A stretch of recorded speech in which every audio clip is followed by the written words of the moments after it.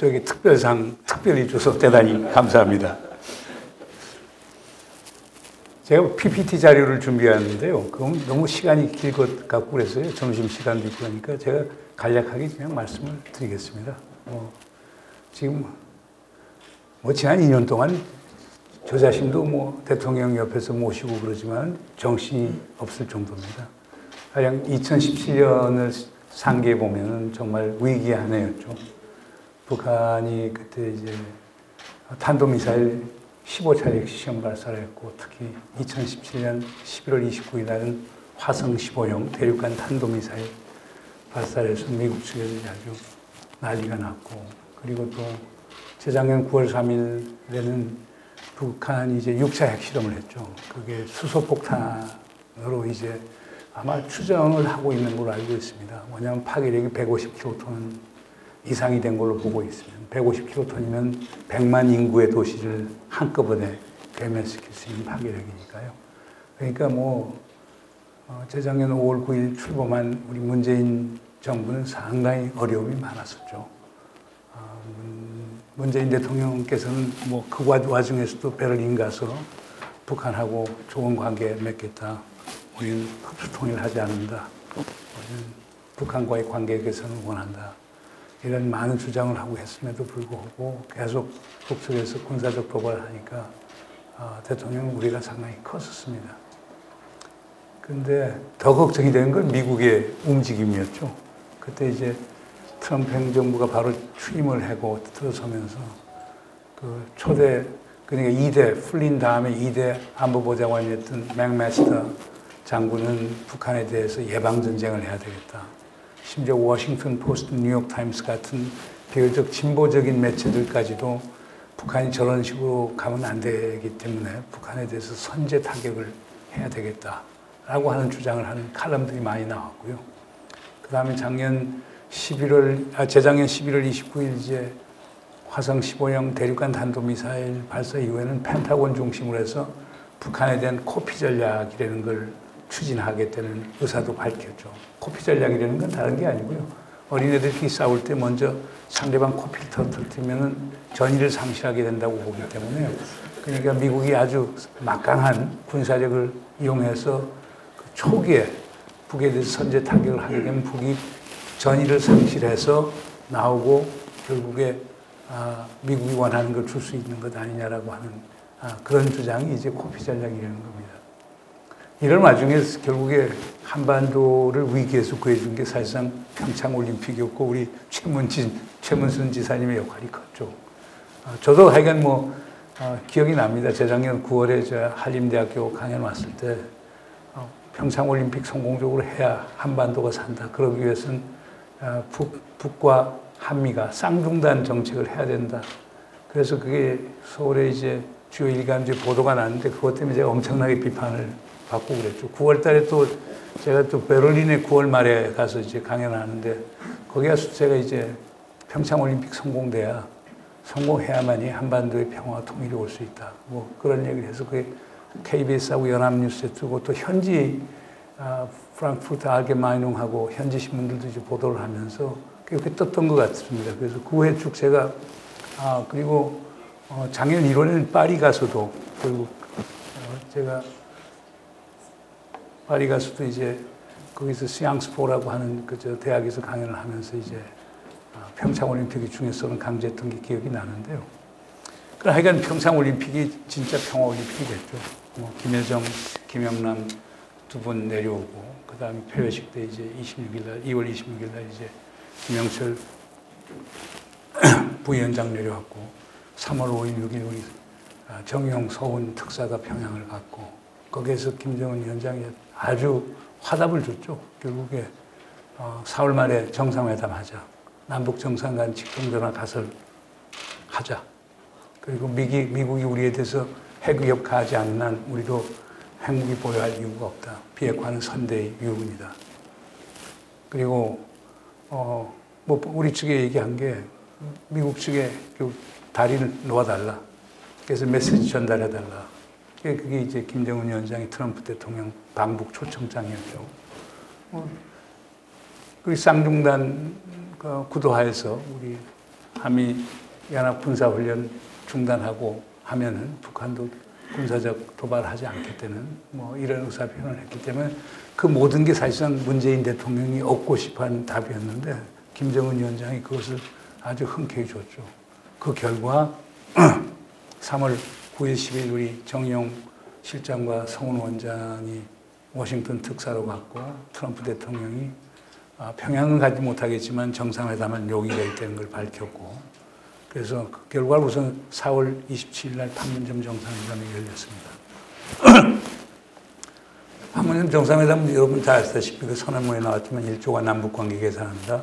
그리고 2조가 남북한 간의 이제 군사적 긴장 완화과 신뢰 구축을 해나간다는 거고 3조가 소위 종전선언을 통해서 평화협정 쪽으로 간다는 것 그리고 한반도의 비핵 화를 위해서 남북이 공동 노력한다는 이런 걸 담고 있죠.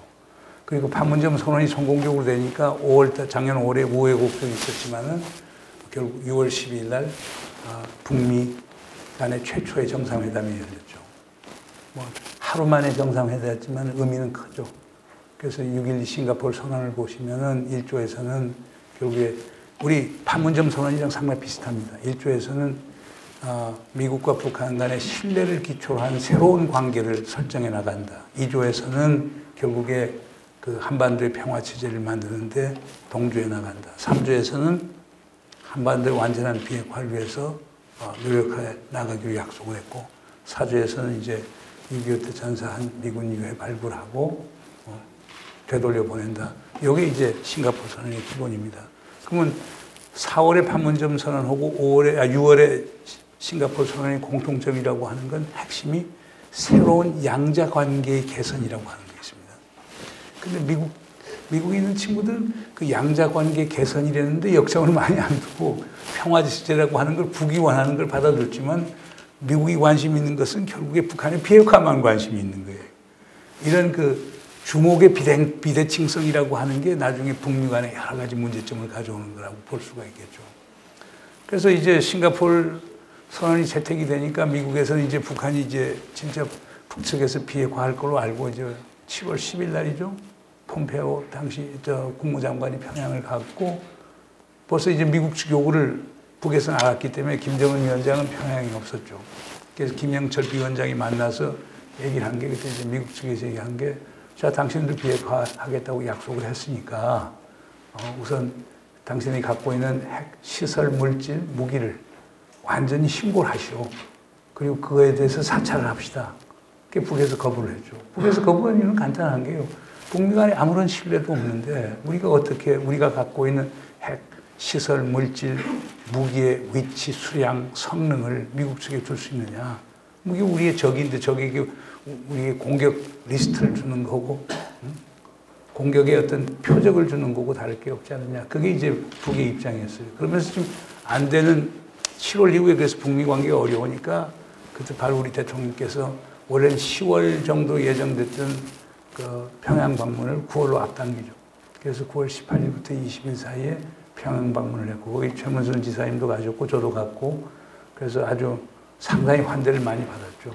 그리고 저는 그 평양 정상회담하고 평양 선언의 의의라고 하는 것은 우리의 모든 관심이 비핵화에 있는데 북의 지도자 김정은 위원장이 육성으로 이 땅에 핵무기 없애고 평화의 터전을 만든 자라고 하는 것을 김정은 위원장 육성으로 했다는데 상당히 큰 의미가 있습니다.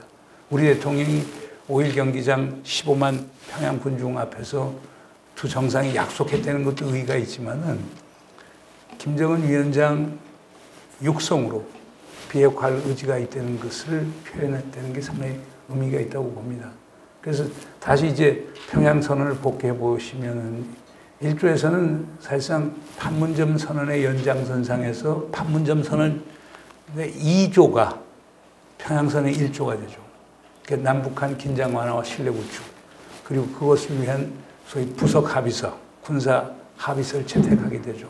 거기서 나왔던 것들이 이제 결국 DMZ 중심으로 해서 결국 적대적 행동을 하지 않고 육상, 해상, 공중에 있어서 적대 행위 중단하고 그 여러 가지 조정들이 있었던 거죠. 그 2조에서는 여건이 허용되면 개성공단과 금강산 재개한다는 게 들어가 있고 그러면서 남북한 간의 경제 교류한다는 것.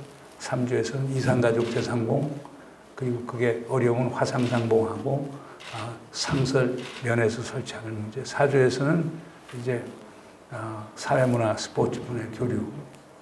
그리고 사실 그때 평양 갔었을 때 이제 우리 최 지사님께서 또 남북 합작으로 강원도에서 큰 스포츠 행사 아시아 올림픽 생각도 많이 얘기하고 북측 사람들도 관심을 많이 가졌던 걸로 기억이 납니다. 그리고 이제 5조에서가 두 가지 중요한 합의를 하죠. 북의 지도자는 아주 선점적으로 동창리에 있는 미사일 엔진 실험 시설하고 발사대를 선제적으로 폐기하겠다라고 나왔고, 그리고 5조 2항에서는 미국이 6월 12일 싱가포르 선언에 상응하는 조치를 취하면은 영변 핵시설을 완전히 영구적으로 폐기할 용의가 있다는 걸 밝혔습니다. 제가 볼 때는 평양 정상회담하고 평양 선언은 상당히 의미가 있다고 봅니다. 상당히 구체적인 내용들을 담고 있는 거거든요. 근데 그 후에 이제 모든 게 이제 어려워지기 시작했죠. 그 어려워진 것은 뭐 다른 게 아닙니다. 이제 뭐 결국 이제 2019년 와서 이렇게 불확실성이 계속 도사리고 있는 가장 큰 이유는 하노이 정상회담의 결렬 때문이죠. 하노이는 왜 결렬되느냐?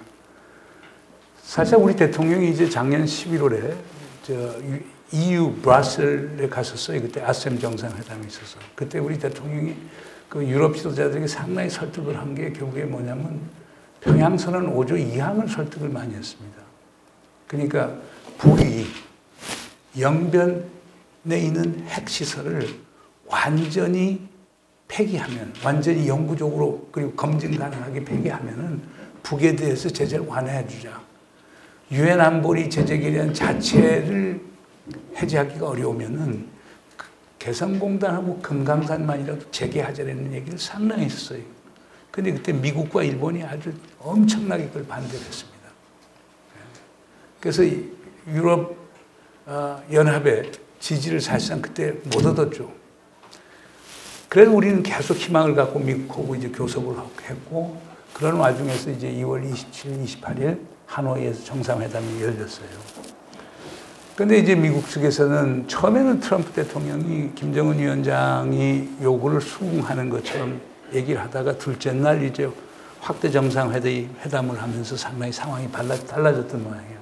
그래서 이제 미국이 요구했던 것은 그게 유명한 그 존 볼튼이라는 안보보좌관이 노란 봉투에 들고 간 문건이 그게 우리 한국말과 영어로 된 게 결국에 뭐냐, 북측이 요구하는 게 북이 갖고 있는 핵, 미사일 그리고 화생 무기를 선제적으로 완전 폐기를 하라. 그러면 북한 경제의 밝은 미래를 보장해 주겠다. 그게 북에서는 받을 수가 없죠. 북의 입장은 기본적으로 행동 대 행동 원칙에 의해서 점진적 동시교환 원칙을 강조해왔기 때문에 받을 수 없다고 얘기했고, 그 중에 이제 김정은 위원장이 낸 안이 그럼 우리 평양선언에서도 있지만 영변 핵시설을 완전히 영구적으로 폐기할 테니 2016년 이후에 유엔 안보리에서 채택된 5가지 결의안, 그 중에서도 북한의 민간 경제와 민생과 관련된 것만 부분 해제를 해달라. 그리고 사실상 그 결렬이 된 다음 날 28일 날 이제 밤늦게 거의 새벽 한밤이죠. 한밤에 리용호 외상이 기자회견하면서 했던 얘기는 그렇게 되면은 그 5개 제재 결의안을 부분 완화해 주면은 결국 뭘 해주겠냐고 했으면 영변 핵시설을 완전 폐기하는 거 플러스 그래서 신뢰가 쌓이면 추가 조치를 할 수 있다고 얘기하는 게 그게 아마 미국이 얘기하는 플러스 알파에 해당되는 걸로 보는데 결국에 미국 측에서 그걸 수용해 주지 않았죠. 어떻게 보면 미국은 일괄 타결, 그걸 영어로 빅딜이라고 하는데 일괄 타결을 원했고 북은 점진적 동시교환 원칙에 따르는 영변과 그에 대한 상응 조치를 얘기했던 건데 거기에서 결국에 소위 합의를 보지 못하고 판이 깨졌는데 제가 볼 때는 미국이 일방적으로 판을 깬 느낌이 상당히 들어요. 왜냐하면 바로 정상회담은 그 당시에 마이클 코헨이라고 해서 트럼프 대통령 변호사했던 사람이 변제를 해갖고 미국 의회에서 증언을 하거든요. 그러면서 바로 27일 저녁 김정은 위원장하고 저녁 식사 끝나서 트럼프 대통령이 자기 호텔 돌아올 시간이 한 9시경인데 워싱턴 시간이 그때가 아침 9시였어요. 그때 마이클 코헨이 미 의회에서 증언을 하면서 트럼프 대통령은 인종주의자고 인종차별주의자고 뭐 거짓말쟁이고 사기꾼이고 이렇게 나오기 시작하니까 미국의 모든 언론이 워싱턴에 집중해버린 거예요. 하노이가 실종이 된 거예요. 그럼 트럼프 대통령 입장에서는 거기서 적당한 딜을 갖고 워싱턴 가봐야 정치적으로 먹히질 않으니까 결국에 빅딜로 오면서 빅딜 아니면 노딜. 결국 노딜로 가는 게 워싱턴 가서 정치적으로 자기에게 유리하게 본 거죠. 그건 어디서 느낄 수 있냐면요. 하노이 회담이 끝냈을 때 만약 그게 김정은 탓이라고 하면은요. 트럼프 대통령이 김정은을 가만두지 않았을 겁니다. 트위터를 10개, 100개는 올려갖고 김정은 위원장을 엄청나게 비판했을 때 근데 하노이 이후에 트럼프 대통령이 올린 트위터 보면은요. 김정은에 대해서 나랑 좋은 관계 있고 he's good man, 좋은 사람이고 어떻게 보면 상당히 좀 미안해하는 느낌이 있는 계속 보내거든요. 그러니까 폼페오하고 트럼프는 완전히 다른데 트럼프 대통령만큼은 결국에 김정은 위원장 앞에 상당히 선의의 메시지를 보내는 게 결국에 그때 일방적으로 사실상 하노이 그 회담을 결렬시킨 것에 대한 일말의 어떤 양심의 가책을 느껴서 그런 것 아니냐 하는 해석을 미국에 있는 학자들이 얘기를 하더라고요. 그러니까 지금 그렇게 되고 나니까 지금 어떻게 되냐면 북미 관계가 완전히 지금까지도 뭐 지난 6월 30일 날 판문점에서 두 정상이 만났고 이제 실무 협의하기로 했지만 북한이 아직까지도 안 나오고 있거든요. 그러니까 북미 간에만 이제 사이가 나쁜 게 아니고 남북 관계도 지금 상당히 어려운 거죠. 우리 이창복 의장님께서도 말씀하셨지만 남북 간에 우리 6.15 남측위원회도 북측하고 얘기가 안 되면은 뭐 다른 정부 부서 모든 게 다 안 되는 거죠. 우리가 인도적 지원한다는 것도 북에서 안 받고 있죠. 그 다음에 뭐 여러 지방자치단체에서 지금 북측하고 하자라고 여러 경로를 통하는데도 안 되죠. 경기도만 이제 모 인사가 가운데 끼어갖고 부분적으로 하는 거 있는데 거기도 본격적인 건 되지 않고 있죠. 제일 중요한 건 우리가 유엔을 통해서 사이 5만 톤에 해당하는 소위 인도적 지원을 북에 하겠다고 이제 북에서 수용을 안 하는 것은 우리 김 선생님 아마 단동에 있으시면서 잘 아시겠지만은 북이 우리에 대한 어떤 그 절망감이 상당히 큰 것 같아요. 그러니까 이제 북의 입장은 그런 것 같아요. 지금 조선중앙통신이라든가 노동신문을 보면은 제일 북측에서 하는 건 금년도 신년사에서 김정은 위원장이 어떤 일이 있어도 개성공단하고 금강산 재개하겠다라고 딱 얘기하는데 우리 쪽에서 화답이 하나도 없지 않습니까? 우리 쪽 화답이면 안 되는 이유는 미국에서 결국 못하게 하니까 그런 거 아닙니까? 그러니까 이제 그런 문제 그러니까 그 신뢰의 문제로 보는 거죠. 그 다음에 우리가 한미 연합군사훈련하고 연습 계속 해놨죠. 그 다음에 우리가 F-35 같은 이제 최첨단 스텔트 전투기 들여왔죠.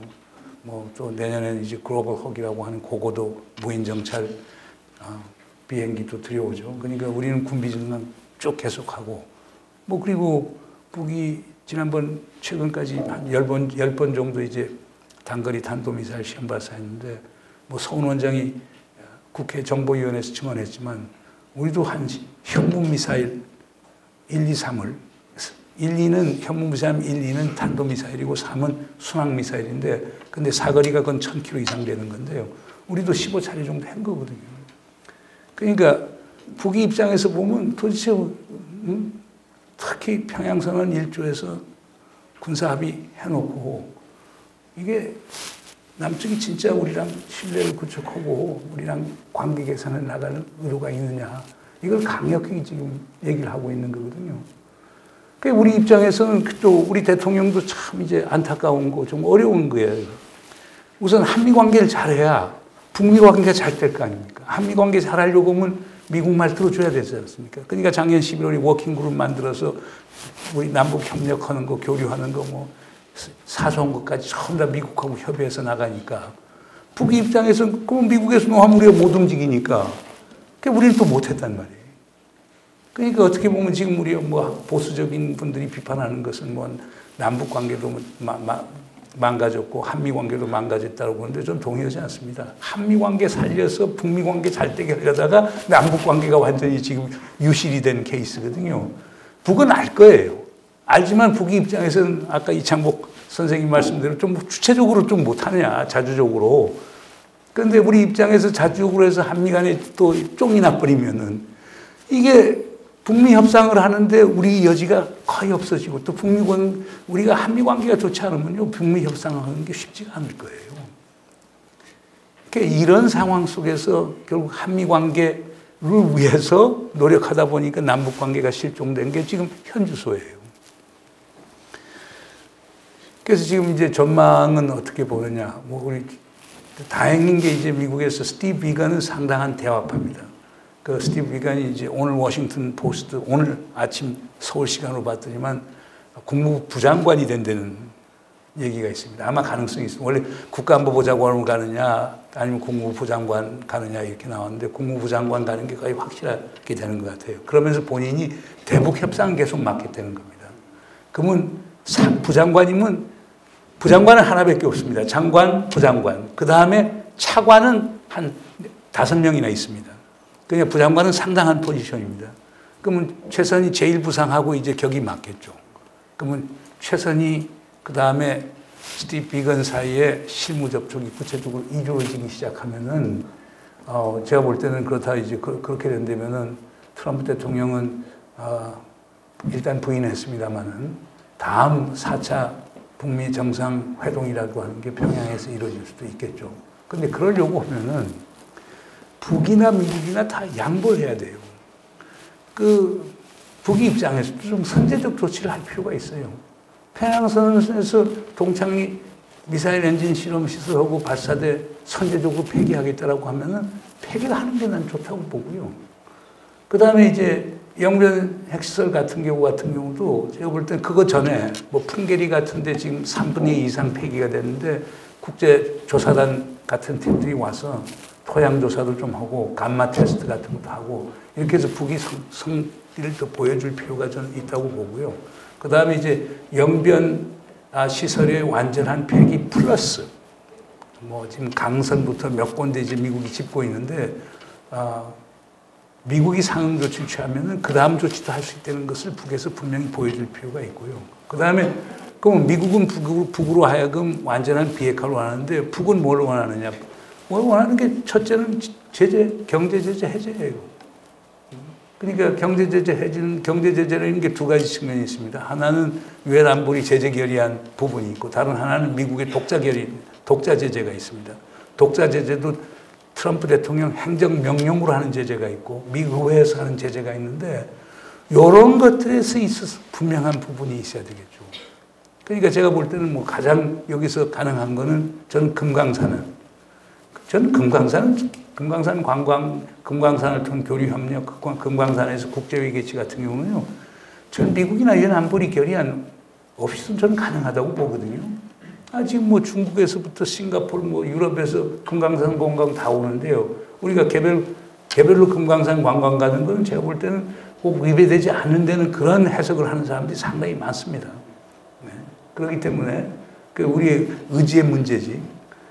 뭐 그런 식으로 하고 그다음 개성공단 같은 것도 여러 가지 패키지를 갖고서 우리가 얘기할 수 있으면 그 두 개부터 되기 시작하면은 그 김정은 위원장 신년사에도 얘기한 거기 때문에 그래야 김정은 위원장도 북한 주민들 앞에 소위 면목이 설 것 아닙니까? 그래서 이런 것들이 좀 해주고 그다음에 이제 제일 중요한 건 우리 한국 정부가 얘기하는 건 그거였습니다. 그냥 일괄 타결에 대해서는 포괄적 합의를 하고 그러나 그게 단번에 이행될 수 있는 건 아니니까 북이 지금 엄청난 정도의 핵 능력과 미사일 능력을 가졌기 때문에 그게 뭐 스탠포드 대학의 해커 교수 같은 사람은 그게 10년, 15년이 걸 수도 있기 때문에 합의는 포괄적으로 하지만 이행은 점진적으로 이행해 나가자. 그리고 선제적 조치를 북은 풍계리 조사 허용, 그 다음에 동창리 미사일 관련 시설 선제적 해체. 그리고 미국은 그에 상응하는 조치로서 뭐 금강산 개성공단 재개 허용, 그 다음에 대북 인도적 지원에 허용 같은 게 되면서 서로가 적지만 성공적인 것들이 있어야 북도 결국 거기에서 희망을 가질 거고, 그래야 미국도 거기에서 희망을 가질 수가 있는 건데 지금 그게 안 되는 거거든요. 그래서 지금 한국 정부는 미국과 북한이 어떻게 선제적 조치를 해서 서로가 신뢰를 쌓을 수 있는 계기를 마련할까 하는 데 있는 겁니다. 근데 여기서 제일 중요한 거는요, 미국이 해줄 수 있는 게 두 개입니다. 하나는 경제제재 완화하고 두 번째로는 안전보장이 되는 겁니다. 우리 보통 한국 언론에서는 그걸 체제보장이라고 하는데 안전보장은 두 가지입니다. 정치적 보장이 있고 군사적 보장이 있습니다. 정치적 보장이라고 하는 것은 기본적으로 국교 관계를 수교하는 겁니다. 그러니까 북미 관계 수교를 출구에 넣는 게 아니고 입구에 넣고 협상하는 것이 더 바람직하지 않느냐. 물론 그러려면 북한도 그에 상응하는 비핵화 조치가 있어야 되겠죠. 그런데 지금까지 미국이 생각했던 것은 북한이 완전한 비핵화가 이루어지면은 국교 관계를 수교하게 되는데 그 조건을 북이 안 받을 거예요. 그러니까 좀 발상의 전환을 통해서 오히려 수교 관계를 입구에다 놓고 뭐 그거에 상응하는 조치를 북이 또 하고 이렇게 해서 신뢰를 쌓고 가는 방법이 좋지 않느냐 하는 거 있고요. 그 다음 두 번째로는 군사적 보장 문제입니다. 이제 군사적 보장에서는 뭐 쌍준단 결국에 특히 이제 한미 연합 군사 훈련 하고 연습의 중단이라고 하는 게 들어가고요. 그 다음에 미국 전략 무기의 이 지역에 대한 전진 배치 같은 거 들어가고, 더 중요한 건 북미 간에 이제 불가침 조약을 북에서는 계속 주장해 왔기 때문에요. 불가침 조약 이거는 결국 어디로 가느냐? 우리 정부가 얘기했던 종전선언을 통해서 결국에 평화협정, 종전선언을 통해서 정전협정을 평화협정으로 전환시키는 계기를 만들고, 그리고 시간이 걸리지만은 남북미중 사자가 참여하는 평화협정을 체결해 나가고, 그걸 통해서 한반도에서 아주 지속 가능한 평화체제를 만드는 이 노력이 있어야 되는 거거든요. 그런 맥락 속에서 미국과 북한이 선제적으로 어떤 불가침 조약 같은 걸 한다라고 하면은 그게 북에는 상당히 큰 영향을 줄 것이고요. 미국에도 손해볼 건 하나도 없죠. 왜냐하면 제가 볼 때는 그렇다고 당장 뭐 주한미군 빼고 하는 건 아니기 때문에 제가 볼 때는 주한미군, 근데 왜냐하면 북의 입장은 그렇습니다. 주한미군이 북에 대한 적대적 의도와 행동과 정책을 하지 않은 한 주한미군에 대해서 그렇게 나서서 반대할 이유는 저는 그렇게 없다고 봅니다. 문제는 주한미군이 북한에 대해서 적대적 의도와 행동을 하기 때문에 북에서 반대하는 거니까요. 그래서 그런 논의는 우리가 뭐 학자라든가 정부, 당 관련되는 인사들하고도 토론을 해보면은 주한미군 나가면 우선 제일 좋은 건데 안 나간다고 하더라도 결국에 북미 관계가 개선되는 과정 속에서 주한미군이 북에 대한 적대적 의도와 행동을 하지 않는다라고 하면 과도기적으로 용인할 수 있는 것 아니냐라고 하는 생각을 하는 것 같습니다. 그렇기 때문에 여기에 핵심은 북미 관계나 남북 문제나 핵심은 영어로 enmity라고 해서 적대감입니다. 적대감을 해소하지 않으면 안 될 겁니다. 그러니까 미국이 제재 부분야하고 이 안전보장 부분에서 정치 군사적으로 확실한 카드를 들고 나가지 않으면은 북에서 이번 실무 접촉에도 안 나올 가능성이 상당히 클 거예요. 근데 하나 좋은 거는 제재에 대해서는 별로 얘기를 하지는 않지만 안전보장 문제, 지금 그러니까 이제 시작이 폼페오는 그걸 뭐냐면 북한이 단거리 탄도미사일 실험하는 것이 결국에 주권을 위한 자위적 조치라고 하는 걸 인정을 해줬거든요. 그 스티브 비건도 결국에 이 안전보장 부분에 대해서 보다 유연성 있는 접근을 할 수 있다는 얘기를 했기 때문에 저는 거기에서 좀 희망적으로 보는데, 그러나 그것이 제재 완화하고 연동되지 않으면은 북의 입장에서 협상에 나와서 또 그 의미 있는 결과를 얻기는 상당히 어려울 것 아닌가 생각이 됩니다. 문제는 협상 나와서 지금 외무성 대표들이 성과 못 얻고 가면은요, 그들이 마치 지난 하노이에 실패해갖고 그 통전부 인사들이 어려움을 겪은 것과 똑같은 상황이 올 수 있기 때문에 아마 지금 리용호, 최선희 두 축을 중심으로 움직이는 외무성 입장에서는 미국에서 확실한 카드, 즉 계산법이 바뀌어진 카드를 갖고 나오지 않으면은 아마 실무 접촉이 나올 가능성이 상당히 적지 않은가 하는 생각이 듭니다. 그러나 이 과정에서 저는 뭐 하여간